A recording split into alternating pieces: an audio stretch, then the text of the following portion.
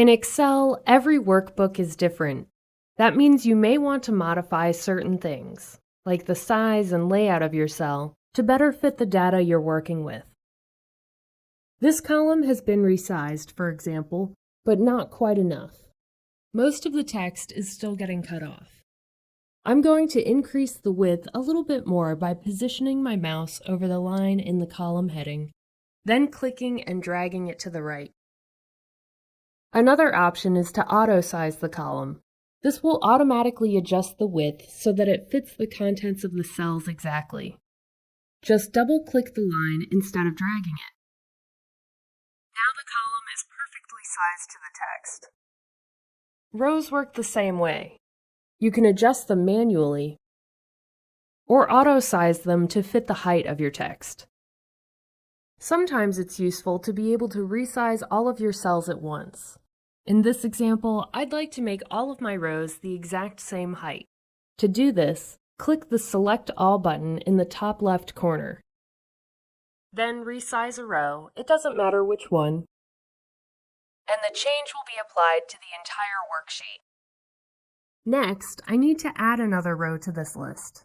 I'd like to put it in between row 4 and row 5. To add a new row, all you have to do is select the row heading below where you want the new one to appear. Then click the Insert command.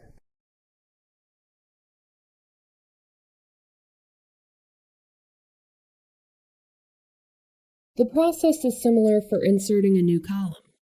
Just select the column heading to the right of where you want the new one to go. Click the Insert command, and a column will appear to the left. Deleting columns and rows is just as easy. First, select the column or row you want to delete, then click the Delete command. The column or row will be deleted, causing the other cells to move and fill in the gap automatically. Just remember that there's a difference between clearing and deleting. Deleting cells removes them from your worksheet. Clearing just removes the contents. You can also move a column or row to a different location. In this example, we'll move a column. All you have to do is select the one you want, then click the Cut command. Next, select the column to the right of where you want the column to be moved.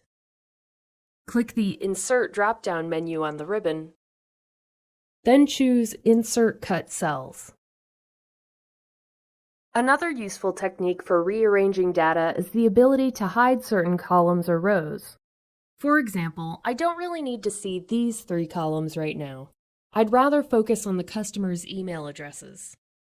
If we right-click, then choose Hide from the menu, the columns temporarily disappear. To unhide them, select the columns on either side of the ones that are hidden, then right-click again, and choose Unhide. Let's fast forward to the finished worksheet. Next, I'd like to take a look at wrapping text, which is one way of addressing cells that contain more text than they can actually display.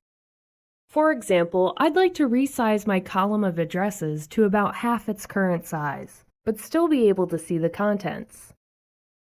We can do this using the Wrap Text command on the ribbon.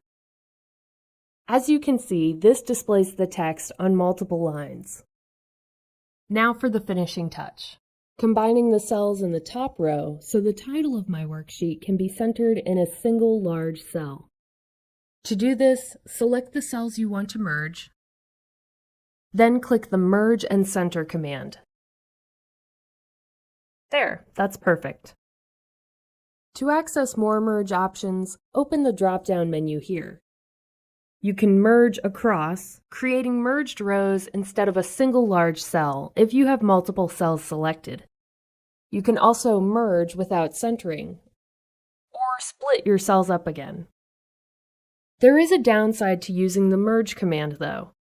If you want to merge multiple cells, each containing data, Merge will only keep the contents of the upper left cell and discard everything else. So you should be careful when using this feature.